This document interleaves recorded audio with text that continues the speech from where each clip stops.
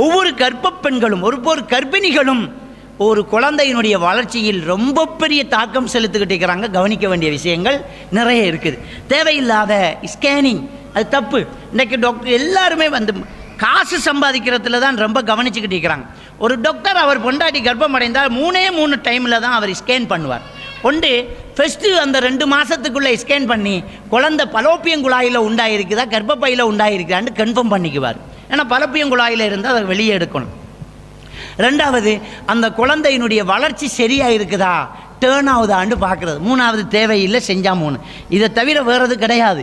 ஆனால் இன்னைக்கு வந்து ஆம்பளையா பொம்பளையாண்டு பாருங்கள், இந்த வாட்டி கொஞ்சம் ஸ்கேன் பண்ணி பிள்ளை எப்படி இருக்குன்னு காட்டுங்கண்டு ஸ்கேனி நீங்கள் பண்ணினா அவனுக்கு 1200 அல்லது 1000 800, அதுக்கு வேறையா சார்ஜ். அப்போது நம்ம பற்றியெல்லாம் எந்த ஒரு பிரச்சனையும் கிடையாது. காசு சம்பாதிக்கிற கூட்டம் சம்பாதிச்சுட்டு இருக்குது. நம்ம தேவையில்லாத ஸ்கேனிங், மருந்து மாத்திரைகள். நான் கர்ப்பமாக இருக்கிறேன்னு சொல்லித்தான் காய்ச்சலுக்கு கூட மருந்து எடுக்க வேண்டியிருக்குது. சில மருந்துகள் ஒவ்வாமையாக இருக்கும், அது குழந்தைக்கு நல்லதில்லை. சாப்பிட்ற சாப்பாட்டை கூட பழையவங்கள்ட்ட கேட்டு சாப்பிட வேண்டியது. இது நல்லம்மா அம்மா, இதை சாப்பிடலாமா, இதை எடுக்கலாமா அம்மா, இதை சாப்பிடலாமா, நம்ம கேட்டு சாப்பிட வேண்டி இருக்குது. அதெல்லாம் நம்ம ரொம்ப கவனிக்க வேண்டியது. அப்போ ஒரு தாய் கருவில் வளர குழந்தைக்காக செய்ய வேண்டிய பங்களிப்புகள் நிறையவே இருக்கிறது. அதில் முக்கியமானது அவங்களுடைய மனநிலை. அந்த மனநிலையை சரியாக வச்சுக்கிறதுக்கு உதவி செய்யக்கூடியவர்கள் கணவனும் அண்மித்த உறவுகளும், தாய் தந்தையர்கள், சூழல்கள். இந்த நேரத்தில் அழக்கூடியவளாக, இந்த நேரத்தில் கஷ்டப்படக்கூடியவங்களாக இல்லாமல் பார்த்துக்கிறது ரொம்ப முக்கியமானது. அந்த அழுகை ஒரு நீதியானதாக, நியாயமானதாக, ஒரு மார்க்கத்துக்காக இருக்குமாக இருந்தால் அது ஆரோக்கியமான அழுகையாக இருக்கும். அது பாசிட்டிவ் திங்கிங். ஏன்னா கர்ப்பமாக இருக்கிறவங்க அல்லாவுக்காக ஹிஜ்ரத்து போகிறாங்க. அது அந்த குழந்தைக்கு ஒரு தியாக உணர்வை கொடுக்கும். அந்த அழுகை பிரச்சனை கிடையாது. அந்த அழுகை பிரச்சனை கிடையாது. மார்க்கத்துக்காக நாங்கள் போராடி அதுக்காக நாங்கள் சிரமப்படுறோம், அதெல்லாம் குழந்தைக்கு தாக்கம் செலுத்தாது. நெகட்டிவான எந்த ஒரு திங்கிங்கும் நமக்குள்ளே இருக்கக்கூடாது. அது குழந்தைய ரொம்ப தாக்கும்ங்கிறதுல நாங்கள் ரொம்ப கவனமாக இருக்க வேண்டியது. அடுத்தது குழந்தை பிறந்தாச்சு. குழந்தை பிறந்த உடனே முக்கியமாக நாங்கள் செய்ய வேண்டியது தாய்ப்பால் கொடுக்குறது. அந்த தாய்ப்பால் கொடுக்குற விஷயத்தில் இன்றைக்கு ரொம்ப பெரிய பொழுவோக்கு நடந்துக்கிட்டு இருக்குது. ஆரம்ப காலத்தில் சாப்பாட்டுக்கு வழி இல்லாதவங்க வாழ்ந்த காலத்திலேலாம் 10 பிள்ளை 8 பிள்ளை 15 பிள்ளை பெற்று எல்லா பிள்ளைகளுக்கும் தாய்ப்பால் கொடுத்து பக்கத்து வீட்டு பிள்ளைக்கும் செவிலி தாயாக இருந்த நம்முடைய மூதாதையர்களை நாங்கள் நினச்சி கூட பார்க்குறோம். அவங்கெல்லாம் அப்படி வாழ்ந்துட்டு இருக்கிறாங்க. வெறும் கீரை வகையை சாப்பிட்டு, வெறும் தேங்காய் பாலை புழிஞ்சு குடித்து, வெறும் சோத்தை மட்டும் தின்று தாய்ப்பால் குடித்து குழந்தையெல்லாம் நல்லா வளர்ந்துருக்கிறது கடந்த காலங்கள். இப்போ நாங்கள் கர்ப்பமானது தெரிஞ்ச உடனேயே மாதம் கிளினிக்கு வேறு டொனிக் வகைகள் வேறு பால் பக்கெட்டுகள் வேறு, பத்திரமா பார்த்துக்கிறதுக்கு ஆயா வேறு, வீட்டில் சேவன் வேறு, எல்லாம் வச்சு எல்லாம் நல்ல ஆரோக்கியமாக இருக்குது.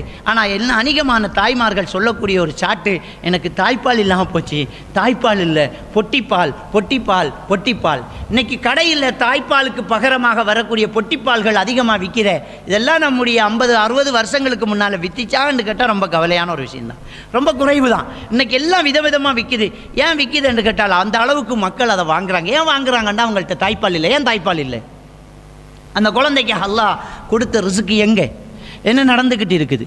நமக்கு தாய்ப்பால் கொடுக்க தெரியல. அதான் நான் ஆரம்பத்தில் சென்றேன். நம்ம குழந்தைய வளர்க்கும்போது நம்முடைய பிள்ளைகள்கிட்ட எல்லா விஷயங்களையும் சொல்லி வளர்க்குறோம். படிக்க விட்டுட்டு வந்தவொடனே கல்யாணம் பண்ணி கொடுத்துறோம், தாய்ப்பால் கொடுக்க தெரியலை. அதுலேயும் நம்ம முஸ்லீம்கள் எந்த அளவுக்கு போய்தான் தெரியுமா?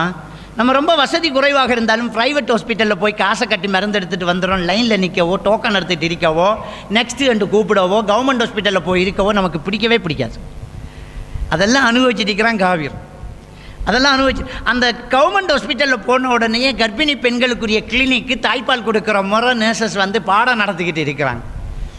ஒவ்வொரு ஏரியாவும் இருக்கக்கூடிய பிஹெச்ஐமாருடைய டியூட்டி அதுதான். கர்ப்பிணி பெண்களை ஒன்று திரட்டி அவங்களுக்கு ட்ரைனிங் கொடுக்குறது, எப்படி நீங்கள் பார்த்துக்கொள்ளணும், எப்படி நீங்கள் சாப்பிடணும், எப்படி உட்காரணும், தாய்ப்பால் கொடுக்கறது எப்படி, கையை எப்படி வைக்கணும், குழந்தை எப்படி தூக்கணும், எந்த பொசிஷனில் நீங்கள் இருக்கணும், எப்படியெல்லாம் நீங்கள் நடந்து கொள்ளணும் சொல்லிக் கொடுக்குறாங்க. நமக்கு அந்த பாடமே தேவையில்லை. காசை கொடுத்து மருந்து எடுத்து வீட்டை வந்துட்டு, காசை கொடுத்து பிள்ளையை பெற்றுட்டு வீட்டை வந்துடுறோம். இதெல்லாம் எங்களுக்கு தேவையில்லாத விஷயம் நினைக்கிறோம். ஆனால் தாய்ப்பால் கொடுக்க தெரியல. உங்களுக்கு தெரியுமா, நம்முடைய உடம்புல நமக்கு குளுக்கோஸ் தேவை. நம்முடைய குளுக்கோஸ் தான் நம்ம சாப்பிட்ற உணவு. எனக்கு பசிக்குதுன்றா என்ன அர்த்தம் தெரியுமா?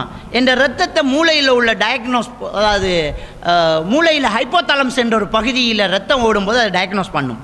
அதை டயக்னோஸ் பண்ணி பார்க்கும், இவருடைய ரத்தத்தில் குளுக்கோஸ் போதாது. உடனே அது மெசேஜை கொடுக்கும் சட்டைட்டரி சென்டர் என்ற ஒரு பகுதிக்கு. அங்கேருந்து மெசேஜ் பாஸ் ஆகும், பசி என்கிற உணர்வை தூண்டிவிடும் மூளை. பசிக்குது, ஏன் பசிக்குதுன்னா எனக்கு குளுக்கோஸ் தேவை, அதனால் பசிக்குது, நான் சாப்பிட்றேன். சாப்பிடும்போது அந்த மூளை திரும்ப கட்டளையிடும், போது நிப்பாட்டு அப்படின்னு. எடுத்து பிளேட்டில் வைக்கும்போது கண்ணு பார்த்து டயக்னோஸ் பண்ணி கொடுத்துரும் ஹைப்போதாலம்ஸுக்கு. ஹைப்போதாலம்ஸ் சட்டைட்டரி சென்டருக்கு கொடுக்கும். சட்டைட்டரி சென்டர் போது நிப்பாட்டு, எடுத்து வச்ச இட்லியில் 2 வெளியில் வையணும், எடுத்து வச்ச இடியாப்பத்தில் 3 கழிச்சு விடணும், ஏன்னா உனக்கு இவ்வளோ போதும், அதுக்கு மேலே சாப்பிட முடியாது, சாப்பிட்டோன்னு நமக்கு தேவையான குளுக்கோஸ் வந்துச்சு. இதான் உடம்புல நடந்துக்கிட்டு இருக்குது. இந்த மூளை போதும் என்கிற தகவலை தந்தோடனே நம்மளால் சாப்பிட முடியாமல் போகுது. இதுதான் சயின்ஸ். சிலர் ஜின் பிடிச்சி ரொம்ப அதிகமாக சாப்பிட்றத கேள்விப்பட்டிருப்போம். ஜின் பிடிச்சா 30 கோழியை தின்னுட்டு இன்னும் பசிக்குதுங்கிறானா, ஒரு வாளி சூப்பை குடிச்சிட்டானா, 2 சகன் சோத்தை தின்னுட்டானா, இன்னும் சாப்பிடுங்கன்னா உள்ளுக்குள்ளே ஒரு 100 ஜின் இருக்கிற மாதிரி தெரியுதுன்றோம். இதெல்லாம் ஜின்னுக்குன்னெல்லாம் கிடையாது. இவருடைய மூளை சட்டைட்டரி சென்டர் போதும் என்ற தகவலை கொடுக்காத அளவுக்கு இவருக்கு ஒரு நோய் வந்துருக்குது, அவ்வளோதான். பைப்போலர் எஃபெக்டிவ் டிஸார்டர், அதே மாதிரி சிக்ஸோப்ரினியா, மேனியா போன்ற நோய்கள் இருக்கக்கூடியவர்களுடைய சிம்டம்களில் ஒன்று இந்த சட்டைட்டரி சென்டர் போதும் என்ற கட்டளை கொடுக்காது. போதும் என்ற கட்டளை கொடுக்காட்டி சாப்பிட்டுட்டே இருப்பார், சகன சாப்பிட்டுட்டே இருப்பார், அது செமிச்சுக்கிட்டே இருக்கும். அதுக்கு ஒரு சின்ன டெப்லெட் இருக்குது, வெறும் 2 ரூபா தான் அந்த டெப்லெட். அந்த டெப்லெட் 2 போட்ட உடனே அது அப்படியே கிளியர் ஆகிடும். இதுக்கு போட்டு சங்கிலியில் கட்டி மந்திரிச்சு தேசிக்காய் வெட்டிகிட்டு இருப்பாங்க. நான் என்ன சொல்ல வரல, இந்த மூளை போதும் என்ற தகவல் தந்தால் போதும், அவ்வளோதான். இந்த தாய்ப்பால் கொடுக்கறதுல ஒரு முக்கியமான விஷயம் இருக்குது, நம்ம கவனிக்க மாட்டேங்கிறோம். தாய்ப்பால் கொடுக்கும்போது பழைய வகை சொல்லி தருவாங்க, உட்கார்ந்து தான் தாய்ப்பால் கொடுக்கணும், படுத்துட்டு கொடுக்கக்கூடாது. நீங்கள் உட்கார்ந்து இருக்கணும். குழந்தையினுடைய நாடி டயர்டாகாமல் ஒரு விரலை வச்சுக்கொள்ளணும். தாய்ப்பால் கொடுக்கும்போது அந்த குழந்தையினுடைய சுவாசம், மூக்கில் சுவாசிக்கிறது சரியாக இருக்கிற மாதிரி உங்களோட கையை வச்சுக்கொள்ளணும். இது ரொம்ப முக்கியம். தாய்ப்பால் கொடுத்து முடியும் வரைக்கும் உங்கள் குழந்தை முகத்தை பார்த்து நீங்கள் பேசிட்டு இருக்கிறது நல்லது, அல்லது பார்த்துக்கிட்டு இருக்கிறது நல்லது. இப்படி உங்களுக்கு சொல்லி தந்திருக்காங்க. ஆனால் நம்ம அந்த கிளாஸுக்கு போகிறதில்லை. அந்த குழந்தை ஒரு பக்கம் வாயை வச்சு தாய்ப்பால் குடிச்சிட்டென்றால் அதுவா வாயை விடும் வரைக்கும் நீங்கள் எடுக்கக்கூடாது, அது விட்டால் தான் நீங்கள் அடுத்த பக்கம் வைக்கணும். இதை எல்லாருமே நாங்கள் மறந்துடுறோம். ஏன் இதை சொல்கிறாங்க? ஒரு குழந்தைக்கு தாய்ப்பால் கொடுக்கும்போது ஒரு மார்பில் பிள்ளை வாயை வச்சுட்டா முதல்ல வர்றது கொழுப்பு. முதல்ல அந்த குழந்தைக்கு தேவையான ஒரு அளவுக்கு கொழுப்பு வரும். அதுக்கு பிறகுதான் செலக்ட்ரோஸ் என்கிற ஒரு பதார்த்தம் கலந்த தாய்ப்பால் வரும். இந்த செலக்ட்ரோஸ் என்கிறது ஒரு குழந்தையினுடைய மூளை வளர்ச்சிக்கும் நரம்பு மண்டல வளர்ச்சிக்கும் ரொம்ப தேவையானது. அது பின்னாடி வந்துக்கிட்டு இருக்கும், குடிச்சுக்கிட்டு இருக்கும். இப்போ தாய்ப்பால் குடித்து அது திருப்தி அடைஞ்சது பிறகு நம்ம அடுத்த பக்கம் வச்சு அடுத்த பக்கமும் முதல்ல வர்றது கொழுப்பு தான்.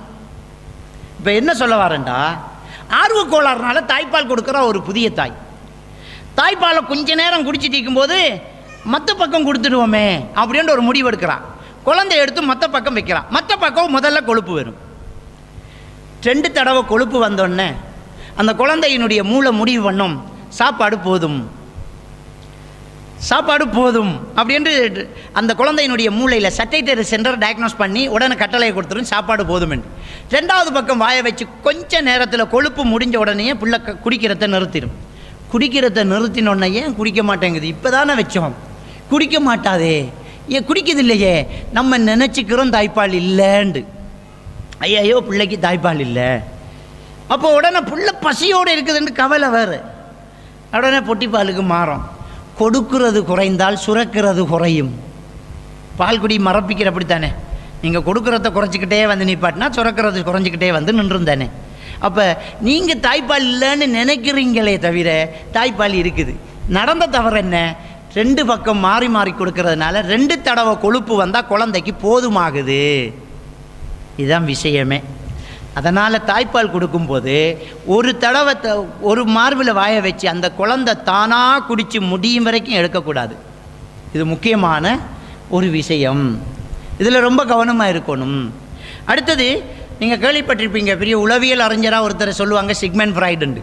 நான் இஸ்லாத்துக்கு வெளியில் இவனையெல்லாம் தூக்கி பிடிக்க வேண்டிய அவசியம் கிடையாது, அவனெல்லாம் காபீர்.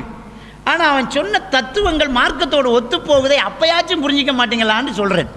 சிக்மெண்ட் ஃப்ராய்டினுடைய தத்துவ கொள்கைகளில் கிட்டத்தட்ட ஒரு அரைவாசிக்கு மேலே எதிர்க்கப்படுது. அவன் பிள்ளையே அவன் மகளை அவனை எதிர்த்து பேசியிருக்கிறான். ஏன்னா அவனுடைய எதிர்ப்பால் கவர்ச்சி கோட்பாட்டு தத்துவம் ரொம்ப ஆபத்தானது, அது பிழையான ஒரு தத்துவம். அவன் ஒரு விஷயம் சொல்கிறான், அது ஏற்றுக்கொள்ளப்பட்டது. 1 வயசுக்குட்பட்ட குழந்தை தாய்ப்பால் குடிக்கும்போது திடீரென்று நிறுத்தப்பட்டால் அந்த குழந்தையினுடைய மனதில் ஒரு தாக்கம் ஏற்பட்டு பெரியவரானதுக்கு பிறகும் அவருடைய பிஹேவியரில் மாற்றம் பெறும். விடாமல் சிகரெட் குடிக்கிறது, அடுத்தவங்களை தாக்கி அறுத்து பேசுறது, தாய்ப்பால் குடிக்கும்போது ஏற்பட்ட தாக்கம் அப்படின்னு சிக்மண்ட் ஃப்ராய்டு சொல்கிறான்.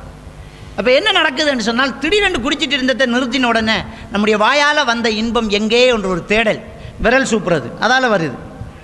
அந்த தேடலுக்கு விரல் சூப்புறது தான் வழி என்று முடிவெடுத்த பிள்ளை விரல் சூப்பிட்டே இருப்பான். 10 வயசு அடைஞ்சாலும் விரல் சூப்புவான். சிலர் கல்யாணத்தாண்டே விரலை சூப்பிட்டு போனவெல்லாம் இருக்கிறான். பழக்கமாக போச்சு. சிகரெட்டுக்கு மேலே சிகரெட் ஃபில்டர் மூட்டிக்கிட்டு குடிச்சிக்கிட்டே இருக்கிறான்டா. அவனுக்கு இன்னொரு தாக்கம் இருக்கிறது. என்ன? வாயினால் கிடைத்த இன்பம் எங்கே என்ற ஒரு தேடல் சின்ன வயசில் வந்தது.